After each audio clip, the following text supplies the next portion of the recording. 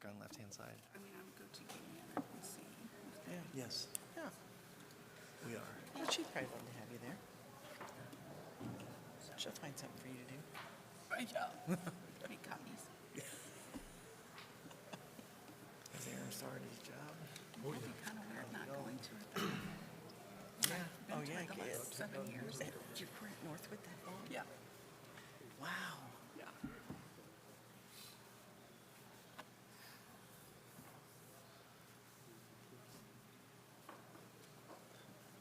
Good evening. Welcome to the March School Board meeting. Start with a prayer. If you'd like to join me, bow your heads. Lord, we thank you for this beautiful day and the first signs of spring. We are grateful to be part of a strong, supportive community and school system. Be with us as we head towards spring break, and be with us to make decisions that are good for our community and our schools and our students. These things we pray in Jesus' name. Amen. Thank you. All right. Welcome again to our March meeting. It looks like we have some kids up front, so we'll start today with some recognition. Hello, hello. Good evening, everyone. Thank you for joining us. It is our custom to start our meetings with recognition of some amazing work by some of our students, and I see some of them scattered throughout the room, so we're excited tonight to see you all here. Thank you to our parents, our family members, guardians, aunts, uncles, whoever is with you tonight to support our students. We have some teachers and principals in the room as well, so thank you all so much for joining us. We have some state champions in the room. They're dressed in yellow over here to my left. The Creekside students are the 2024 Science Bowl State Champions. Great job. Yes, thank you.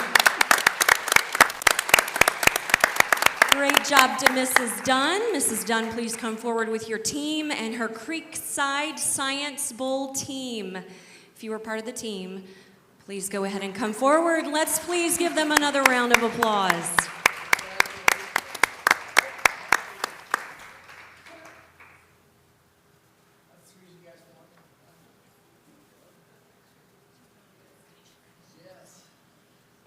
Well, congratulations, everybody. That's a great honor and well done. We're going to start off. I'm going to pass the mic, so please introduce yourself again. And if anybody's here with you tonight, you'll say, like, my mom and dad are here, whatever you want to say. And if you want to say anything about the Science Bowl itself, how you guys practiced, if you remember a question or two, if you want to tell us the question, that'd be great as well. So we'll start right here with Miss Davis. Hi, I'm Roxy Davison. My mom, my dad, and my sister are here. Hi, my name's Ethan Flood, and my mom, my dad, and my sister are here. Hi, my name is Callie Foxley, and my mom is here. Hi, my name is Caitlin Lieb, and my mom is here. Hi, my name is Caroline Osborne. My mom, my dad, and my sister is here. Hi, my name is Tyler Slosher, and I'm here with my family. Hi, my name is Drew, and I'm here with my mom. And I'll tell everyone else a little bit about what they did this year. First of all, I just wanted to say congratulations again. We're all very proud of you. You spent a lot of time since November practicing. And thank you to the parents who rearranged schedules to allow them to stay after school one day a week and practice. So make sure you tell them thank you. This year the topic was plant cells, and so they worked really hard learning about that, and they did an experiment where they planted different radish seeds in different levels of salt water and recorded the results on the germination. So congrats again.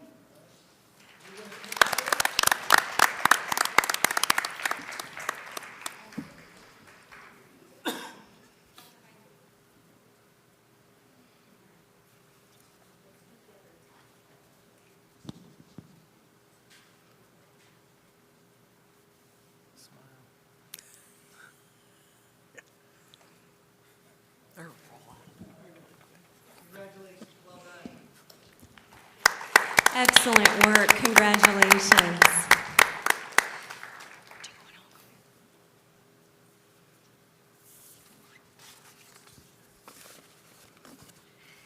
We also have with us tonight two of our seniors. Congratulations to Monica Saylor. Monica, please go ahead and come forward. And Ethan Bergman. They were both named National Merit finalists. They made it to the final 15,000 students from across the country who were recognized as finalists. More information on potential scholarships will be announced later this spring. Please join me in congratulating these two students.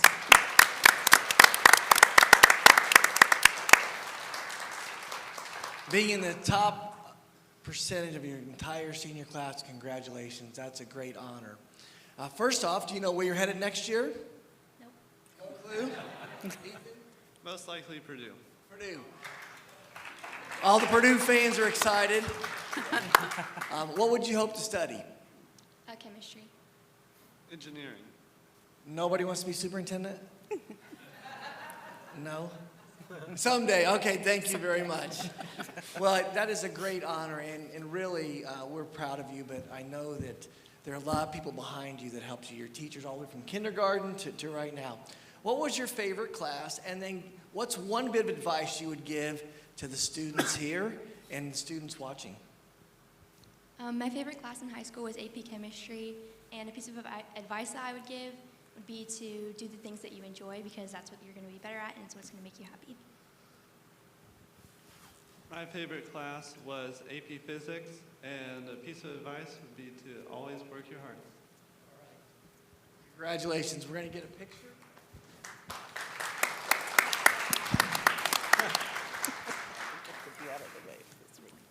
Becky.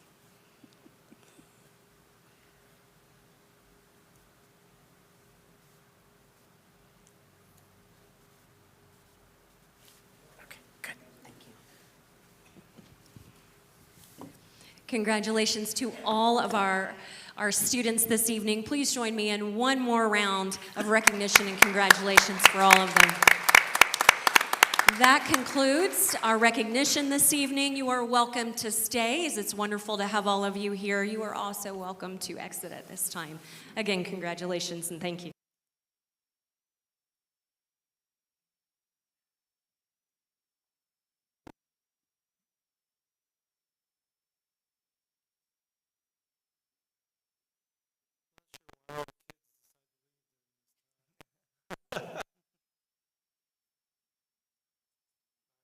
Next thing up for us is our consent agenda.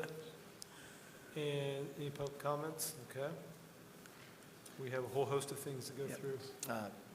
Thank you, Mr. Sappenfield. A couple people that I would like to highlight on the personnel report.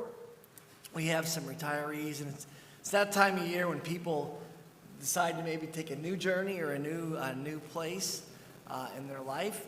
First up is Jeff Anderson. Jeff is a CBIS math teacher, and he's got 42 years of service. Not just amazing. And also Peggy Kinsey is retiring after 12 years. Peggy is a kindergarten teacher at Webb Elementary. And then Lisa Whitlow Hill is going into her second retirement. She came back to help us, and she's going to retire again. And so we want to thank Lisa for coming back and helping us with CBIS in the DIN program. So those are three I wanted to make sure we highlighted. Just a couple of comments on a couple of other things on the consent agenda. Summer school course options are listed. They're similar to what we've approved in the past. Two quick changes for this summer.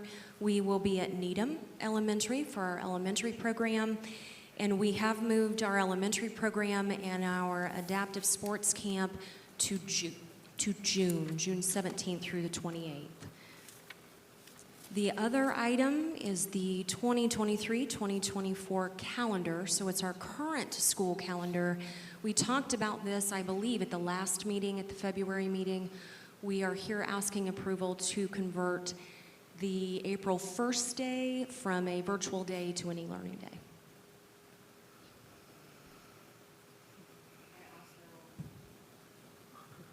Hello? There we go. I also wanted to offer a few details about the cybersecurity insurance renewal. It looks better this year. We actually had 5 providers submit proposals, whereas we only had 2 last year, and some of the pricing has gone down in the last year. So I consulted with Trustee Lamb on Friday about our options, and we are proposing that we stay at the same level of $1 million in coverage and go with Travelers Insurance. And last year we paid about $28,000. This year about $17,000, so $11,000 in savings this time. So I don't understand, what's a price decrease? I'm not used to this I term. know. Awesome, I'm not great used to word. offering good news like this that's either. Great. That's great. President Sappenfield, I did need to highlight, we are recommending to hire under Senate Enrolled Act 342, the middle school soccer coach. And remember, this is the rule where something comes back on their criminal history check, that we can still hire them, but we first have to let the board know in a separate personnel action. So Mr. Perry is being recommended, and you'll see that he had a driving under the influence in 1997. And so, but we're still required to make that as a public notice, so I am doing that at this time. Thank you. Any other items to discuss on consent agenda? If not, we can entertain a vote. I'll move for approval. Go first. I'll second. 2 seconds. All those in favor signify by saying aye. Aye. Anyone opposed? All right. Next up would be superintendent reports. Thank you, Mr. President Sappenfield. I'm pleased today to introduce Alec Billings. Alec's one of our teachers in the science department at Franklin Community High School. Alec's received a grant to bring forth an apiary farm to our high school. He did meet with Mr. Young and myself to kind of talk about having honeybees on our property. So I've asked for him to come and present to the board his idea, his vision, and also to clarify any questions that you may have. Mr. Billings. See if I can get this to work. Oh, there we go. Well, good evening, everyone. I'm pleased to be here tonight. Thank you for taking the time to hear about this project, which, working title, right now calling it Franklin Community Honeybee Farm, and as Dr. Clendenning stated, a space to have honeybees for student learning. Okay, so the plan for the project at this time is to have beehives on the property of the high school, as I mentioned. So honeybees are a species facing many challenges in today's world. They're not the only species of bee important to our environment, but they are one of them, and it is critical to our agriculture industry.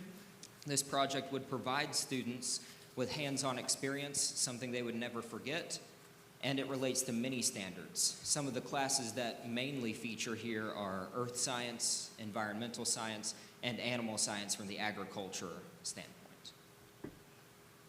Other teachers and educators and many other classes can be involved as well. Some others showing an interest or a desire to have their classes participate. I've got a list of teachers here, everyone from other science teachers such as Jessica Palafox, Stephanie Woodring in business, and then even others at some of the other schools in the district are like, hey, we want our kids to benefit from this too if we can.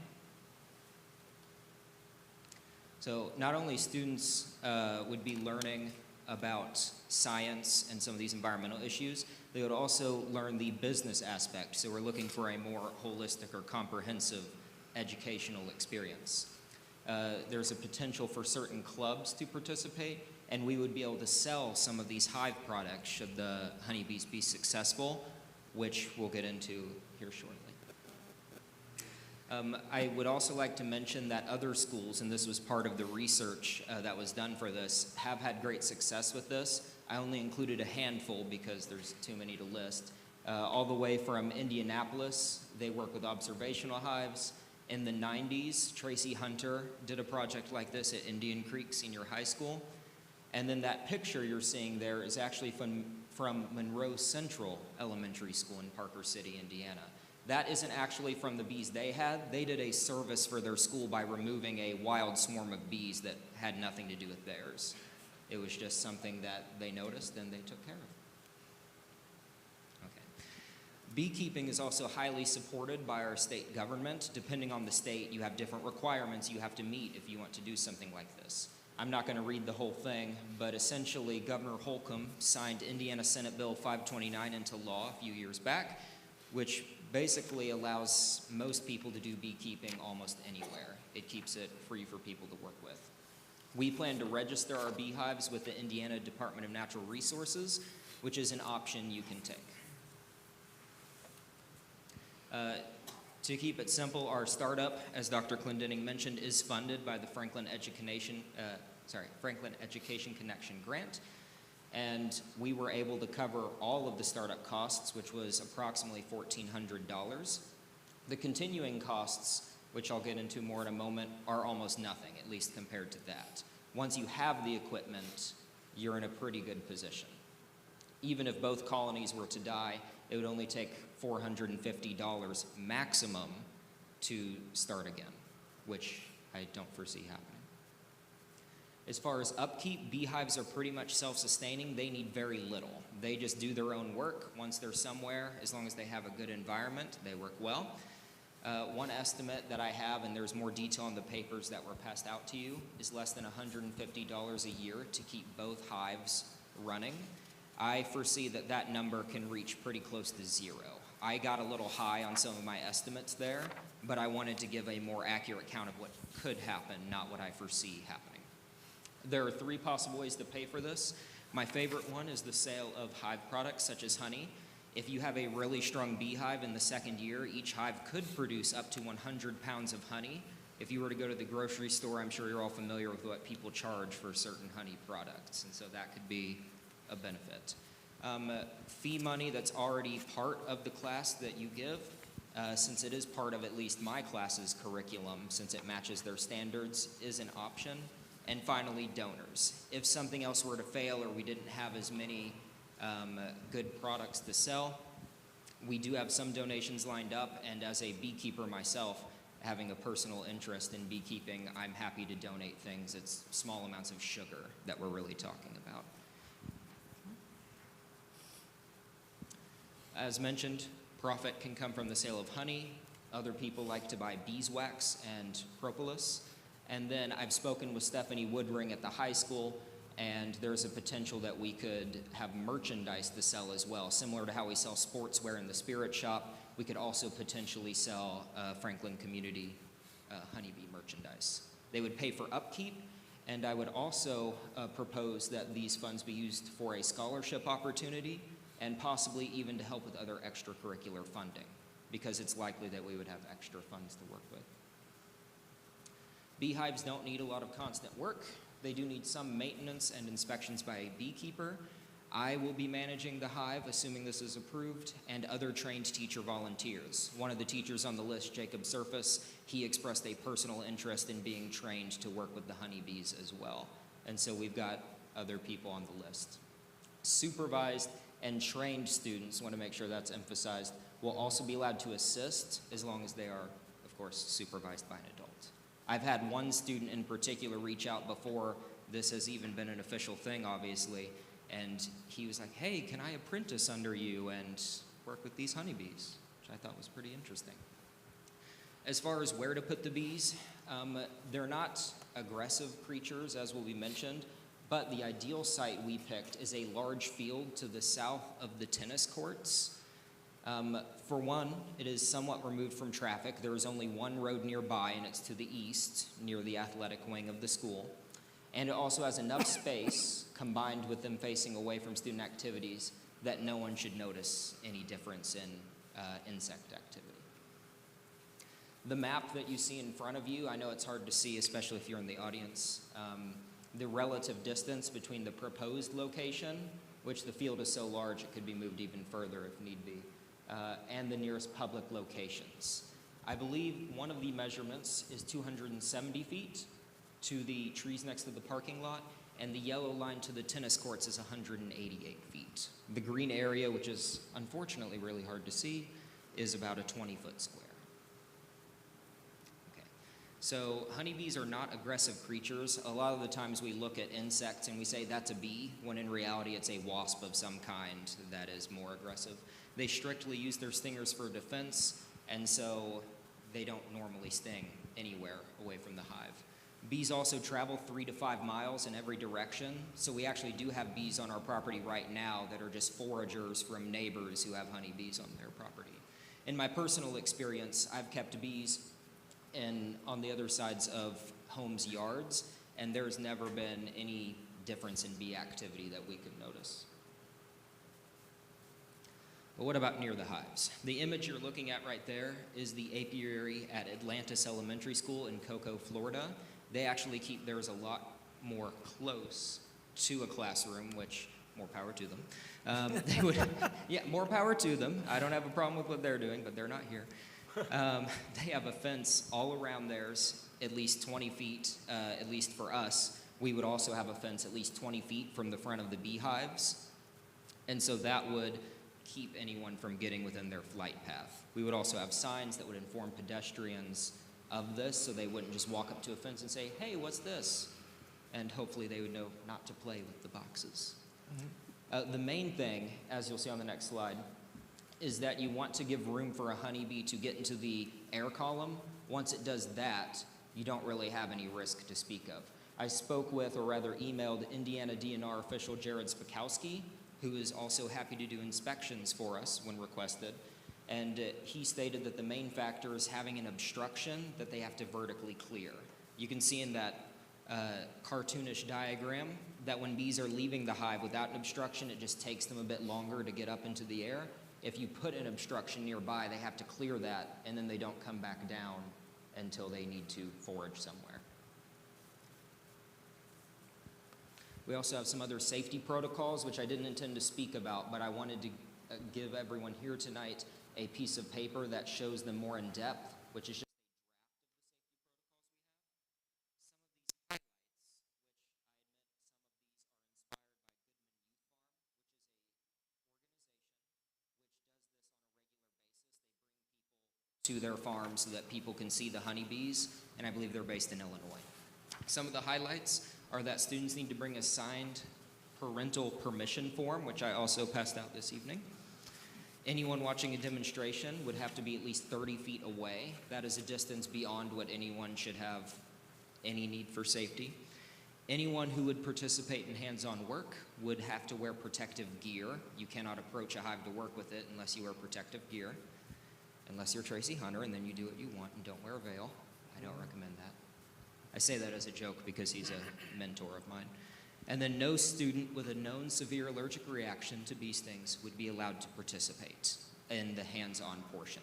I did include on that document that if a parent wanted them to, that it would be possible to observe at a further distance, but they're not allowed to get close to a hive because that's a risk to their health and safety. In summary, this honeybee farm would provide students with an unparalleled, hands-on, comprehensive educational experience. It has benefits to many subjects, including other schools in our district, and would contribute profit for upkeep, extracurricular activity funding, and possibly even a scholarship opportunity. Thank you. Are there any questions? No questions. I absolutely love it. I'd love to come check it out when you're up and running. One thing that we Yes. talked about with Mr. Young, when do you want to start this? Good question. And I apologize if I don't hear any other questions. We would like to start this in May. Generally, I'm actually on the list for nucleus colonies, which is one way to obtain honeybees from Hunter's Honey Farm. And you usually pick those up near the end of April or early May once spring has really gotten into full swing. Thank you. Thank you. Is there a vote required or anything? Or is this up to your discretion, or do we need a vote? Well, I think that we wanted to make sure on the safety factor was the concern. That's why it's a superintendent's report. I believe he's talked to Mr. Ahaus, and at this point in time, it would be part of his science curriculum that we're adding. There's no additional cost right now, And so what I thought would give everyone a chance, a few days to think about it. If not, we'll proceed moving forward. We did talk to Mr. Young to make sure that we had all the liabilities and legal issues discussed, and I do believe at this time we have. Students won't really be participating until fall of '24, right? Am I right? Correct. There was sorry, this was a bit louder. There was potential for my earth science students as part of their curriculum to participate in May, but it would be the very end of the year. It would be near the end as they approach their ecology standards. They would have a chance to do some participation. Okay. So during breaks, like summer break, would you be doing all the care? Or would Yes. students be able to come if? I would do the majority of the care, and any other teachers, such as I mentioned Jacob Surface, who is interested in doing that as well. There was a thought, and the plan is to form a beekeeping club, and any students who are properly trained and supervised by one of the teachers would be allowed to come in small groups to help with that assistance. But the responsibility would fall back on myself and another teacher. Okay. I think one thing, just to make sure we're clear, we are going to put a fence around it similar to what you were observing out of the elementary school, and with no trespass signs. So people hopefully won't walk in there, but if they do, they'll be duly noted that they're not allowed in that area. Thank you very much for your time. Thank you. Thank you. Appreciate it.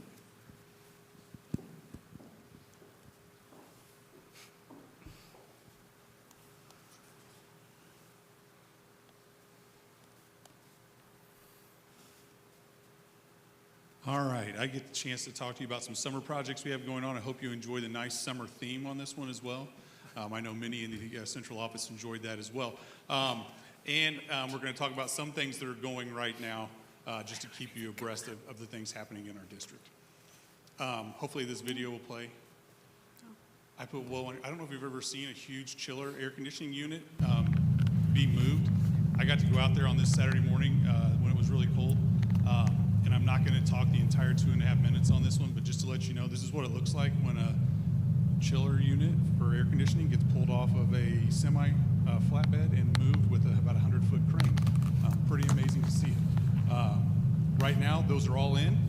Got them in time. They're piping them in, getting everything ready to go, and should be functional by the end of the month, ready for when it gets a little warmer at the end of the year, or the end of the school year, so that our kids and everyone will be comfortable in there.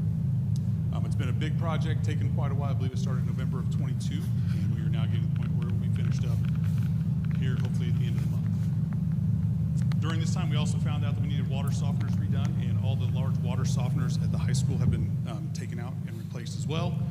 They are online and working, and we are working on getting a water line out by the baseball fields, from the baseball fields down to softball and soccer area. So those are things you might see happening out at the high school right about this time, and you're not going to get to see that get dropped down. So that's what it looks like spinning in the air. Still pretty awesome. One more thing before we get to the Eclipse Day on April 8th. Otto's Parking Marking is going to be coming out and adding parking spots to the middle school parking lot. If you have had the opportunity to go to any middle school events, football games, any basketball games, any wrestling events on a Saturday, we were kind of spoken to by the emergency response people. It's not easy to get in because people are parking everywhere because there's no guidance really on where to park.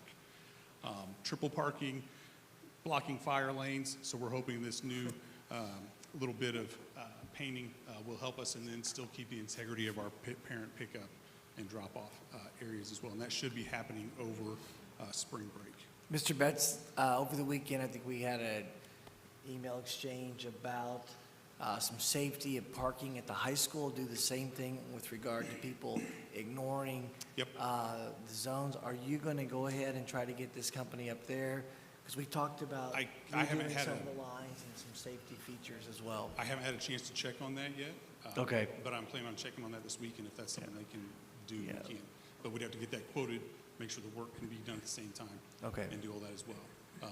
It's pretty early for autos to start doing stuff, so we got on it pretty early, and I would assume if they can, staging once might be that, but that depends on if we're going to change curbing and if we're just going to do signage and painting. That was part of that discussion over the weekend. too. Yep, thank you. I got to get a chance to get my eyes on that still. With this will help us hopefully keep everybody in line. If you remember, a long time ago, it used to have lines all the way through it, and as you've gone to events there, it gets to be a little hectic. So hopefully this will give us a little more order. And then you'll see down at the part closest to the building, which will be on the top of this slide, that's where the fire lane is. So we've backed out one stall of parking that would go north and south. Hopefully people will keep them out of that fire lane so that anyone that needs in an emergency could get into those south doors. Now to the summer projects. Northwoods Playgrounds are going to be getting a facelift. This is an overhead design of what will be happening. You've got a large playground piece right there in the middle. And then little pieces, it's kind of hard to see on this. This was the best picture we have of it so far overhead. But you can see that all the different components in white are the different pieces that will be going there. At this point in time, about a third of it will be what's called Pour in Place, which is what's at Blue Heron Park, to give us better accessibility for students with needs, to get them onto some of those bigger areas and get them to be able to play with their peers.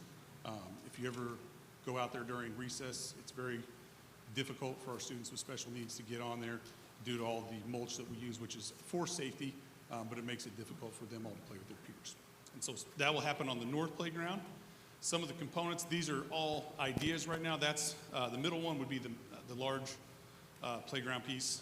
When you look at that, lots of slides, lots of climbing components, but also many ramps. And when you look at the panels that are on it, those are things that we're going to work with the company on. As we start to build them, we can change those manipulatives on them for whatever we feel is needed for sensory or anything like that, so the kids can play with that and do that as well. All hopefully being able to get to as many levels.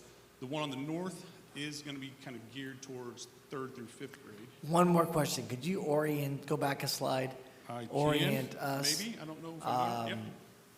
When we see the schematic, Uh-huh. where's the building in relationship On the to bottom. The building's to the bottom of that. The building is to the bottom. This is the north playgrounds. This is the one by central office. Well, this is the one by central office. Yes. Okay. And, To the north of the building. okay. Just next to the parking lot out there. Thank you. Yep. And then those other pieces are all other things that we're looking to put on there. Also trying to get those as accessible as we can to all children on the playground. South Playground, if you're familiar with that one, it's by the baseball field. What we've tried to do is still keep as much of the hard surface as we can where the blacktop is. So we've tried to push that to where the mulch area is. This one's going to be geared more for K through 2, some of the younger kids. So the large component has a little lower profile. It's not going to go up as high for those younger kids. And you can see it's pushed to the east over towards more towards where the field house is. That is the profile of the field house, the baseball hitting facility on the bottom right. And then you can see the outfield fence going just to the south of that, just next to it as well. Again, that whitish area is the pour in place, that rubberized ground, so that kids can move more freely on there who are in wheelchairs or in crutches or anything like that. Some of the components on this one, it's very similar type of feel. You've got the main component right there with a lot of ramps. You can see it looks even a little lower to the ground. Different areas for the kids to play on that. One of the things we put on this on the bottom right, you can see on the left of that, of all the swings, those are the handicapped accessible swings so that you can buckle students in. And then a large saucer so that multiple kids can get on there, and then swings down the rest of it. The one on the top left, that's kind of a new school merry-go-round. I'd never seen one of those before, but it's pretty neat. Much safer than the ones we probably played on when we were children. But adding those components and pieces in, trying to get that more accessible for kids while keeping some of that area for them to run around. If you ever watch elementary recess, there's a lot of running and playing, as well as being on those pieces of equipment out there as well. So it's also just Mr. Betts, I'd also like to highlight that on the South Playground, this is also where we're going to receive that donation from the foundation to help with the rubber surface so the kids with wheelchairs can come on. So that's going to be part of the public-private partnership that we're going to have, and that's coming forward as well. And as we've gone through this process on the playgrounds in Northwood. We've had the administration from there, teachers, assistants, and a community member on this helping out with it as well. And we'll continue to as we keep working through it. All right, next project for the summer is the EFS and paint. EFS, for those of you who aren't familiar with that, is exterior insulation finishing system. And it's a little hard to tell on this, but these are pictures from FCMS. It's the area above the brick. If you ever drive by and see that, it needs to be power washed and repainted and all those things. So that is what's happening there. And we'll got a little bit on that later on in the meeting as well. But that's what you'll be seeing. They'll be working around the exterior of the building for quite a while on this one. And then also at Northwood, same thing, that EFS component above the brick, power washing it, cleaning it, repainting, and doing all of those things. Dylan and I were talking just in the hallway before. If you looked at Needham this summer and then looked at it again once we did the power washing, it looked like a brand new building. It's amazing how much it makes a difference with the buildings. The FCMS roof, part of this project will be happening on the bottom left of this, that's the auxiliary gym and a little piece off of the auxiliary gym. Those are going to be done this summer as well. We're working on those bids. I think that's coming up this week. And then there's also a little tiny piece that's outlined on the bottom right. There is a gutter along that part where all the box trucks, when they come in and do deliveries, have, I think, hit it over time, and it started to get to a point where it needs repair as well. At the high school, it's sections 14 and 15, which it's on the top left. That is the field house there, 14 is, and it would be the east side of the field house is going to be done. We've had a lot of leaks in that area, and it's one that needs to be done pretty quickly. And also 15 is the area below it. So when you see the field house, there's an area, and then it drops down a little bit, and then there's another roof over the wrestling room. Those two areas we've had a lot of leaks in over the last year, 2 years, and so they are a pretty emerging need that needs to be taken care of very quickly, and those will be done as well with both the middle school and high school roof at the same time. Other projects that we have coming up and are looking at, the track at the middle school is going to be resurfaced when school is out. They're going to be taking things they can do just to patch it until to get us through this season. And then they'll be coming in. They need a full week to get that done. The auditorium renovations will be starting up in May and June in this area as well. FCHS and FCMS, the basketball courts are going to be screened and repainted. FCMS may be another year. We're looking at that one, but the high school, we're looking to get that one done. Northwood, the 3 air handling units that have been on order, those are going to be coming in and be being worked on. They had a small water issue at Northwood here recently, so we're looking at possibly doing some carpet replacement there. Creekside, they are finishing up their air handling units as well this summer. We had 1 heat pump that didn't come in last year. They had 2 40s on the list, and they just counted it as 40. So the other 40 is going to be installed hopefully this summer as well. Safety and security, Mr. Sprout and I have been working on this on camera upgrades to FCHS and all the elementaries, and he and his crew are working on getting an RFP done now so that we can hopefully get to working on that over the summer. And then we'll be assessing door access, the card swipes on all doors to help improve our security in all of our buildings, and all employees doing that to enter the building instead of having to key in every time. Mr. Betts, did we get the doors upgraded at Union? Yes, that happened over the summer. Okay. If you want a funny story, I'll tell you that later. But that did happen, and those, I believe we had some others in the district done as well. All right. If at any time you'd like to see these, just let us know. We'll take you around and show you all the good stuff happening. Thank you. Well, unfortunately, I don't have palm trees and surfing. I don't have playgrounds either, so I'm a little concerned about how this is going to go. We're going to talk about state testing, so I know it cannot get any more exciting than that. So you probably remember, if you've been around for a while, that every now and then IDOE or the state board likes to adjust our state assessments. And so in the next couple of years, there will be adjustments to iLearn. iLearn is currently our grades 3 through 8 state assessment. Indiana Code 2031-3-1 asked IDOE, the state board, to change our state standards to streamline and prioritize. So you've probably heard me talk about changing standards, the 2023 standards. Those are our new standards that we've been asked to use. And I'll talk more about that here in a moment.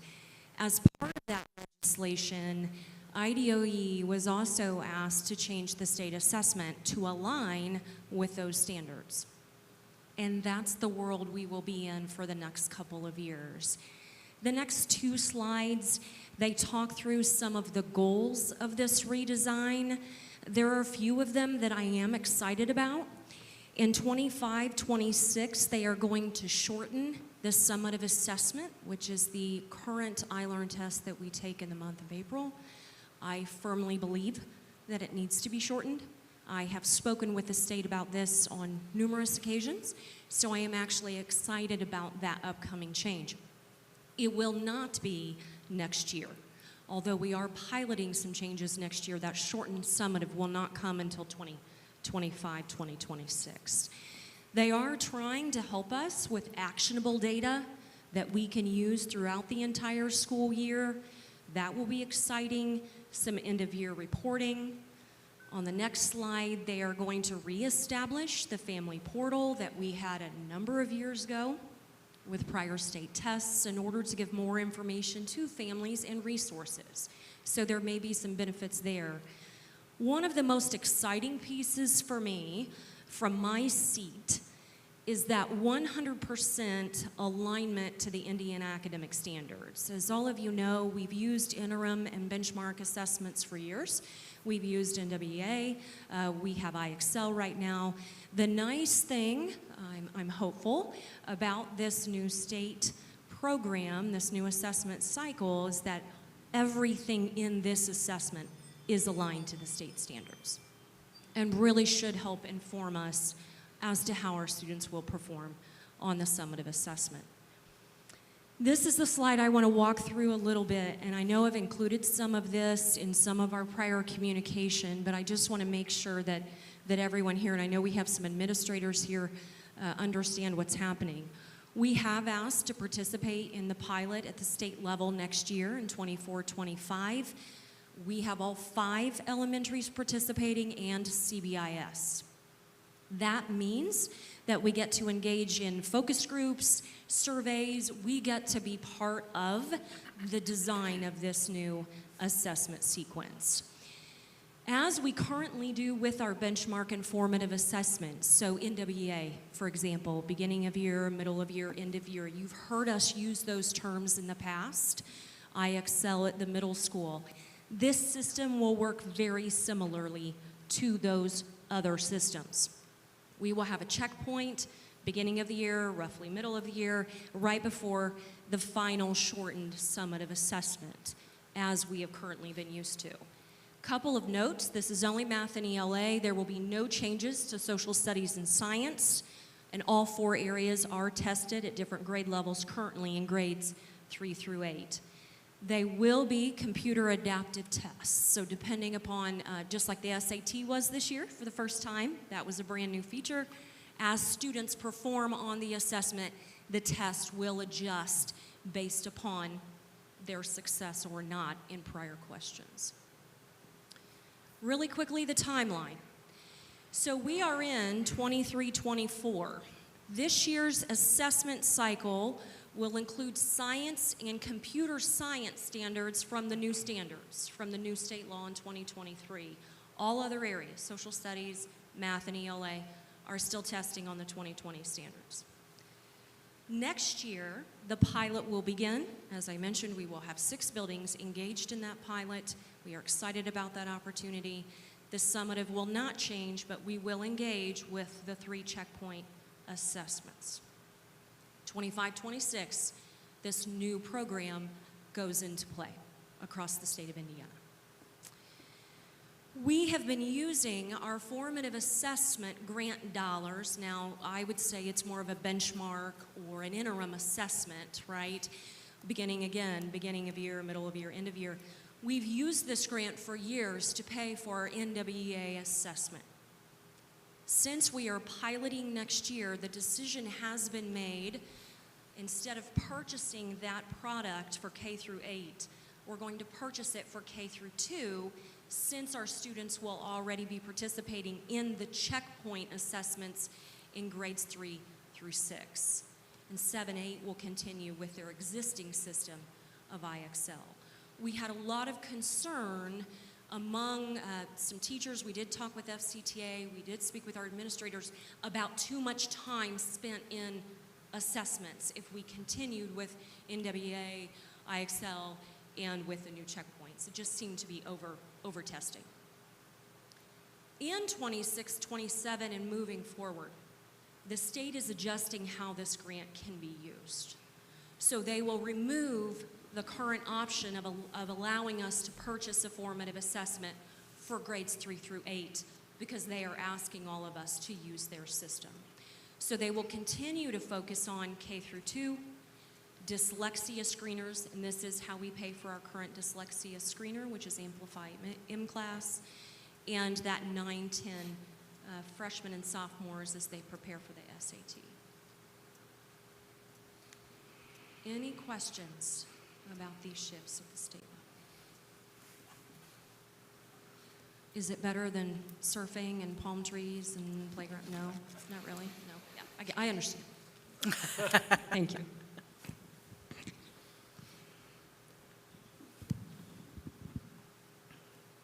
Thanks, Brooke. Anything else? Superintendent reports? No, not at this time, thank you. Okay. We'll move on to action items. First up, any public comments? Okay. First up is the EFS clean painting in FCMS Northwood Elementary. You're back up. I am. I'm taking Tina's spot. I'm talking the most of anyone here this evening. The EFS cleaning and painting, this is what we showed you earlier. Gosh, I'm terrible at this thing. The EFS cleaning and painting, that's where we showed you on middle school and Northwood, and that's what this was. We had a bid, sealed bid opening. We had 4 companies put in bids. Advanced Restoration, Browning Chapman, Bryan Brothers Painting, and Kimna Restoration. They range from $225,200 to $359,000 between the 4 bids. And we went with the low bid of Browning Chapman at $225,200. It is a company we have not worked with before in the district, so I went back to STR, talked to them, asked them, is this a company that you've used before? Are you comfortable? Or is this a good route to go? And they were very comfortable with it. They've used them before at IU Health and St. Vincent as well. So they didn't have any reservations with them, and that is the one that we would like to go with to get that work done over the summer to clean those buildings up.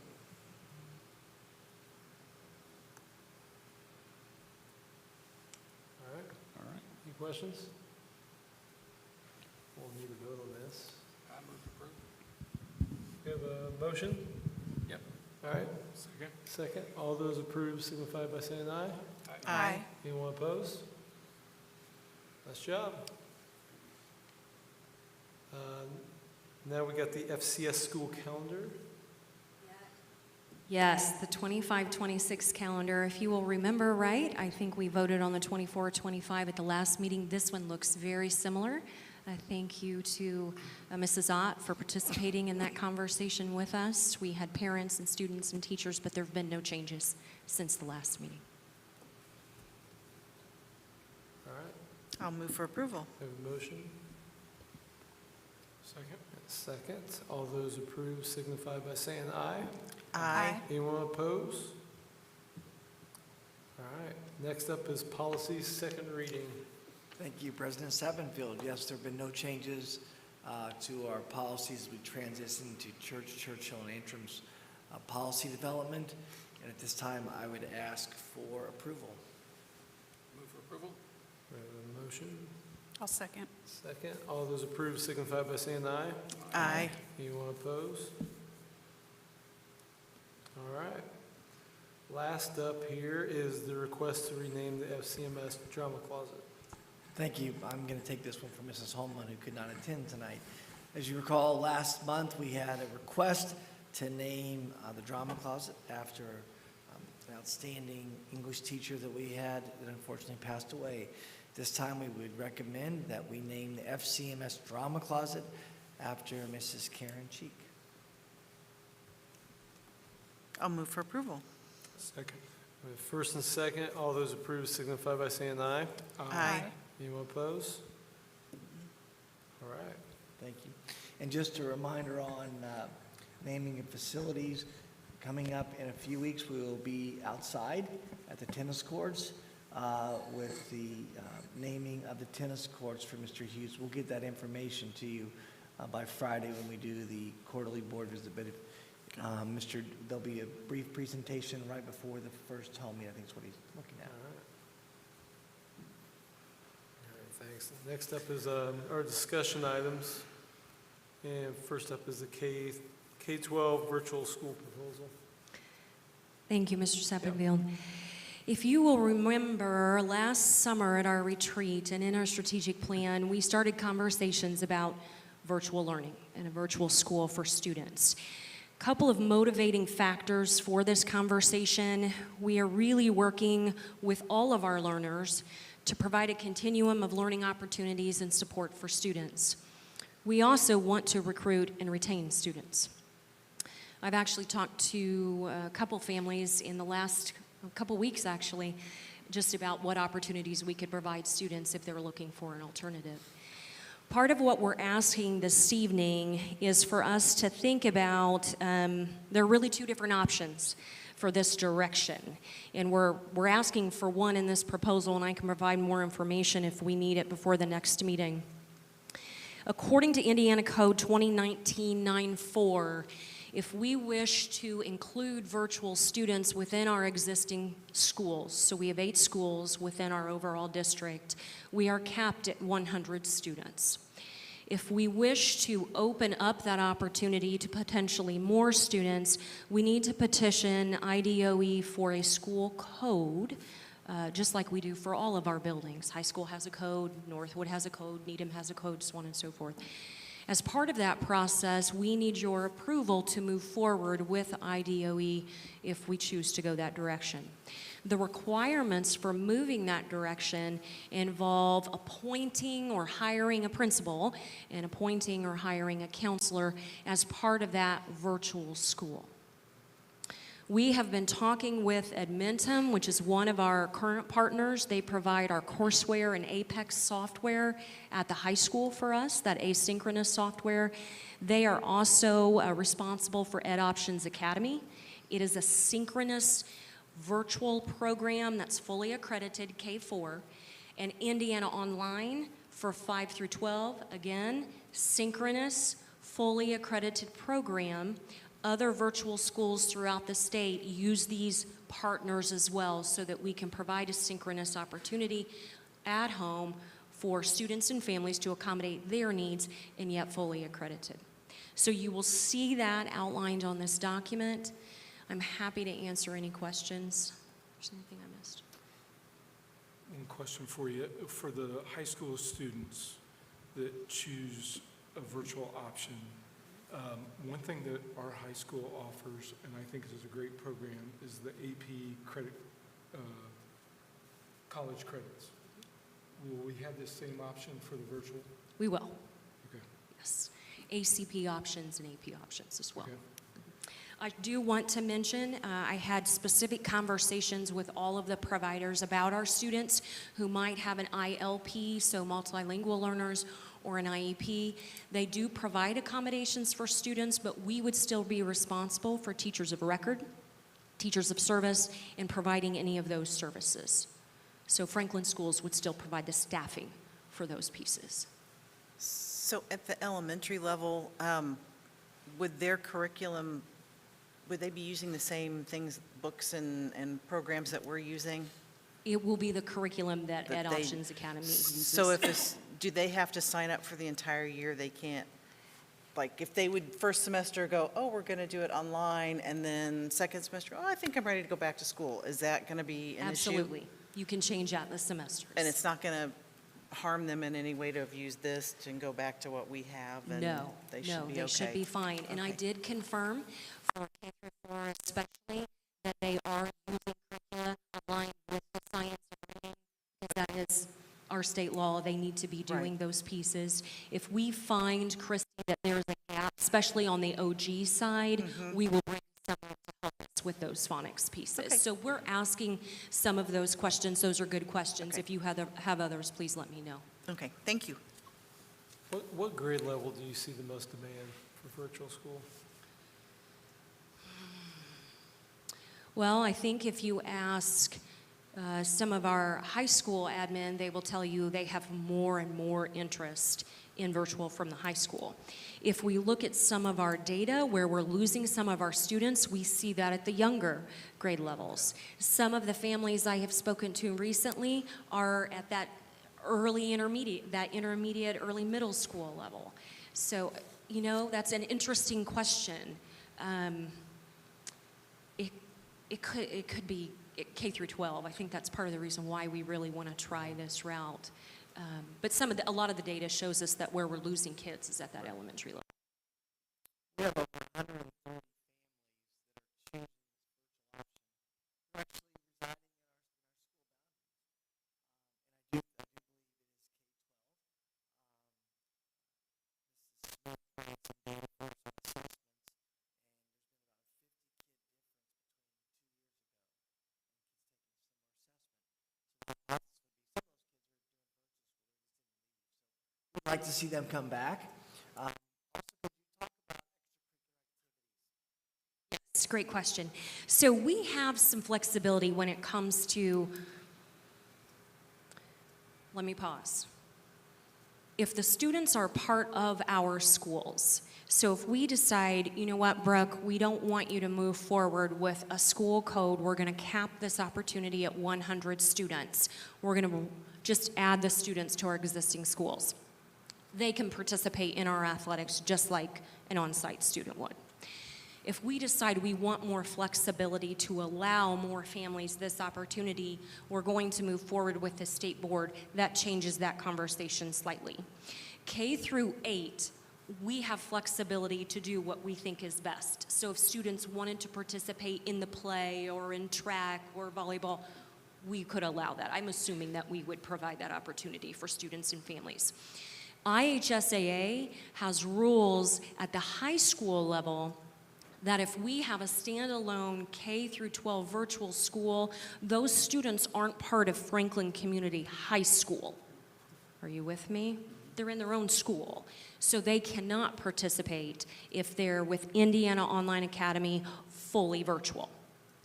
Now, if they're with us on site as part of our kind of our hybrid option, if you will, where they're doing some Apex, they're doing courseware, maybe taking a course in class. We have some students that are doing that right now. We're piloting some of those options for kids. They could participate if they're eligible in IHSAA athletics.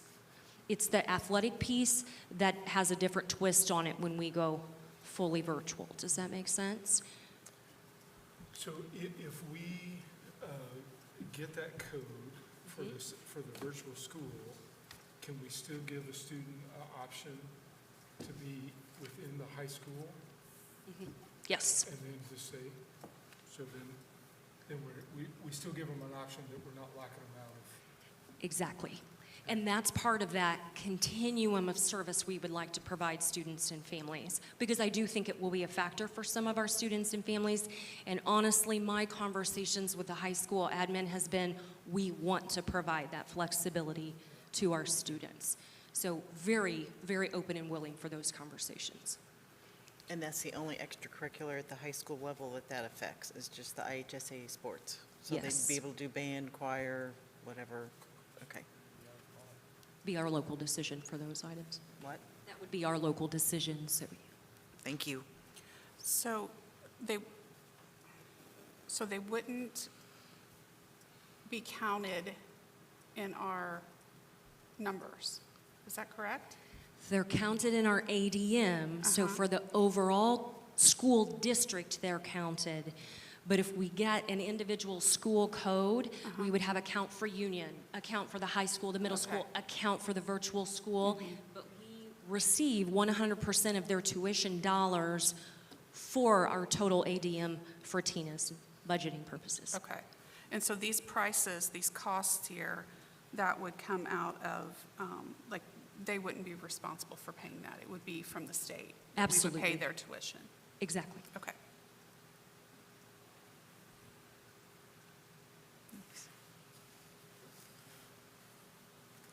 Thank you. How many other schools around, maybe you mentioned this earlier, are doing this separate school situation? Can you repeat the question? Was it Yeah, how many yeah, schools? around us are having this standalone school program, or thinking of? Standalone code. Cloverdale is. Martinsville has an online program. They just started it last year, but they're locked into the 100 right now. What I don't know is if they're now applying to the state. I can't answer that, but we've been in conversation with them. I'm trying to think if there are any other. Tipton does it as well. They're not nearby. Is there anybody else near us? Not near us, but it's interesting. Clarksville, down by Louisville, they have over 30 of our students. Mm-hmm. Interesting. They live here. They live here and just sign up for that school. And the only caveat they had, when we do state testing, they have to go beyond campus. And so that would be something. But you can see that boundaries really don't matter. The parents really want the virtual option. So for those kids that are in our boundaries, would we go out and scout them to come back or something? You know what I mean? Like somehow approach them and say, hey, now we have this option. Would you want to come back? I think that's our hope, is to talk to our families in our community and say, hey, we're offering this opportunity for you. Come back to Franklin Schools, participate in our programs, participate in your community where you live. Is there anything else? Mrs. Betch, I know that we've been working on this. We would have a digital marketing campaign that would go out once we get this approved, in addition to just some hard copy literature that we'd be sending out. And so that is our plan. We're kind of doing some things behind the scenes already to initiate that, so when the board does vote, we'll be ready to go. So whichever program we choose, we're still going to mark it out to try to grab some of those kids back and also get some new kids. Well, yeah, I was going to ask that from a county perspective. How many virtual kids? Do you have any idea? 120 here in Franklin, but you start looking around the county. I do have access to that. I'll get that number to you and send it an email. Robin, do you know that one? Yeah, we can get that to you, but it's going to probably be nearing 500 kids if I had to guess. Good when you look at the schools from Greenwood to Edinburgh, and I think this is a really good strategy for us to help kids. It kind of goes back to our guiding principle, individual student growth, and that we do believe the parents are the best teachers. We just want to partner with them to make this happen. I would also add that students who are outside of our district currently go through a process, and we have a board policy around this. They have to get approval to attend Franklin Schools. We would use that same process for students who want to attend our virtual school. Go through our out-of-district transfer process, get approval, and then we can move forward. One more question for me. What's the time, usually the duration that it takes to get that code for a virtual or for a school? That's a great question. I've been in conversations with the state. She and I have been emailing back and forth. She told me that the timeline to apply is between March 31st and August 31st. So she said we should know. Now, we wouldn't apply until after the April board meeting. I would submit that next day if I could, if it's approved, that we should know. It might be a month before we know. The State Board of Education would have to vote and approve it, I believe. Yeah, and I'm trying to remember. It might be their June meeting at that point. Yep. They had a March and a June meeting, I think.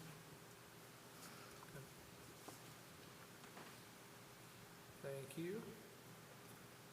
Next up is the Environmental Science Curriculum Resource.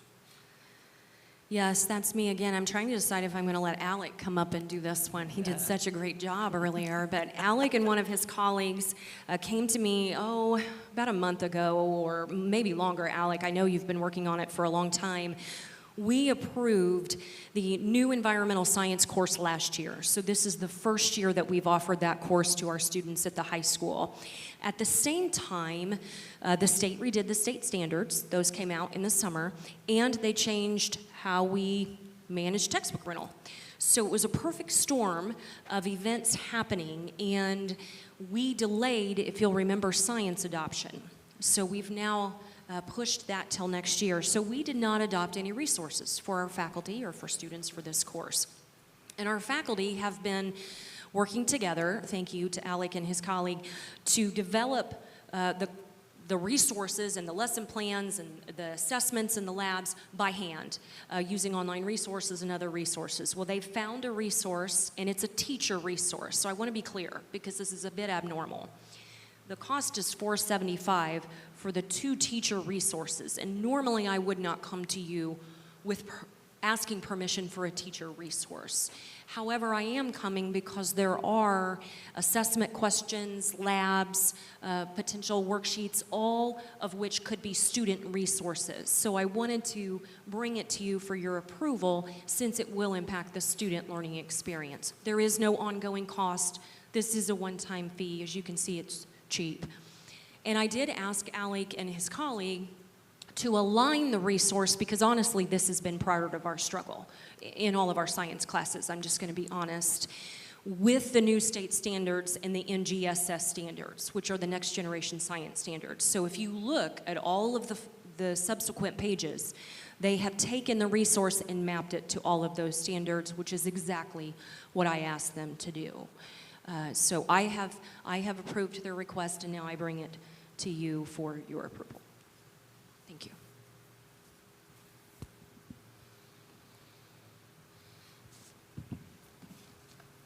Thank you.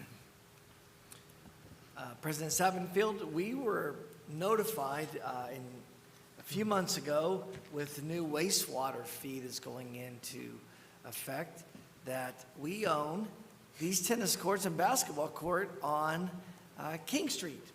I did not know that either. I do not believe anybody in the auditorium realized that. I contacted Mr. Young. He's like, no. But if you look on the picture that's before us, it says Franklin City Schools Trustees. So probably when we consolidated many years ago, we became the owner of this facility. However, the city has been the group that's maintained it. We have never put anything in there, and thankfully, nothing bad has happened on this court during that time. I did reach out to Mr. Young and said, is there any way that we could just move forward and donate this to the city? Yes, it probably has some value, but to destroy the tennis courts and do all those different things for this small acreage, to me, doesn't make a lot of sense. And so I'm coming today for your consideration of donating this to the city. Mr. Young has talked to the city attorney, and I believe they're willing to move forward. Is that correct? That is correct. I spoke with the city attorney, she spoke with the mayor, and I presume the Board of Works and Park Department. And the city will accept this as a donation. I don't know whether it'll go directly to the Park and Recreation Department of the city of Franklin, but as far as we're concerned, it doesn't matter. To accomplish this, the board would need to adopt a resolution authorizing transfer of the real estate to the city of Franklin and or the Park Department. It's the same process that you went through when you received title to Early. It was the opposite direction. We were getting it from special services, but it's the same statutory authority and the same process. If the board has some appetite for that, I can prepare the resolution and the board can consider it at the next meeting. As an aside, I suspect, especially because it's in the name of the Franklin City Schools, my speculation is that was a part of the old high school. It's adjacent to it. Right across the street, that's the old Franklin City High School. So my speculation is that was all one tract of real estate, and King Street happened to go through it. And it, as as Dr. Clendening said, it just stayed in our name. That's where it is. So if the board wishes, we can prepare the resolution and it can be considered at the April meeting. I think it makes sense. Yeah. I can't imagine why we would want to hang on to it. To be a one-room schoolhouse, wouldn't fit right there. Might ask the city to put a plaque up saying this property generously donated to the city of Franklin by Franklin Community School Corporation. That'd be nice. By Brian Works, maybe.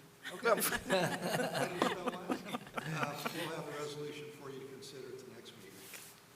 Thank you. Thank you. Any public comments on discussion items?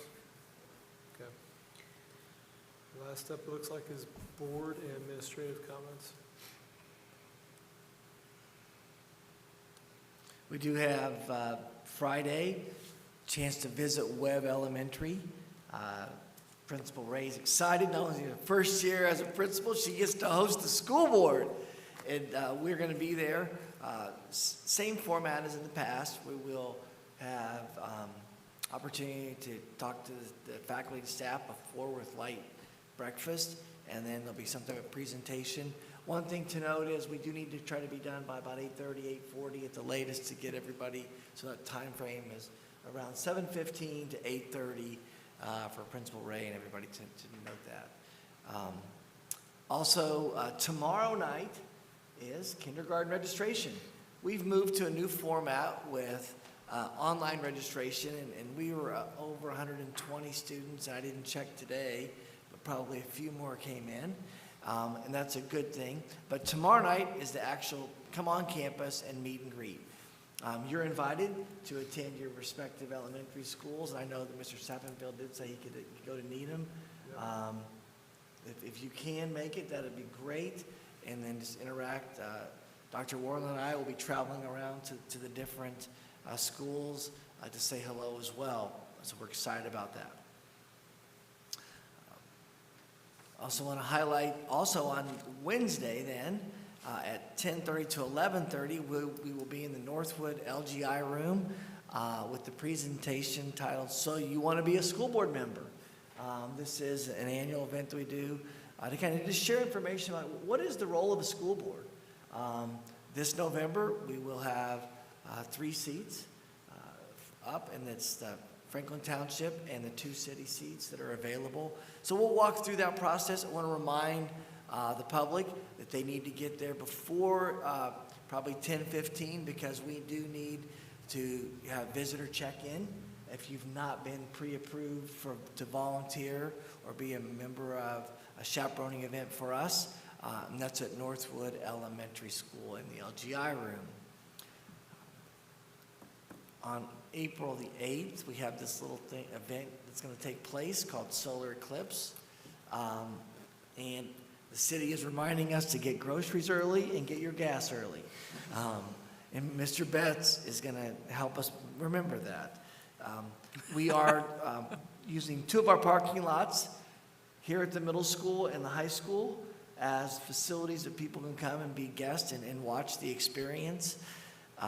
But the remaining parking lots will be blocked off. We are going to use buses and signage to notify the public that it's trespassing if they come onto our property at that time. And really the reason for that is their safety and us to clean up. We're not going to have the person power to clean up. One thing to note, although I do not really want to invoke this, but if something were to happen and we couldn't get the facility cleaned, we may have to do a 2-hour delay on the 9th to help get everything going. I know Mr. Betts said that's been going around in some conversation meetings, so I'm going to let everybody know that is a possibility. We do not want to do that, but we want to make sure we have that availability. And then on the 17th, we're back with coffee with the superintendent, and we're going to talk about legislative updates. Although this is supposed to be a really simple session, it turned into a difficult session for some of the things. And the number one thing for us, I think, is retention. If you do not pass iRead next year. And I'm going to talk about that. We'll have Dr. Warland with me, and we're just going to share kind of legislative updates on April the 17th with the public. Those are all the calendar events. So are you supposed to stare at the eclipse or not? Probably not, but Is there a rain makeup day? I think it's 150 years after. But yes. Do not stare at the eclipse, all right. Yep. All right. Can we vote to adjourn? Move to adjourn. Move to adjourn, all right. Thank you. Thank you.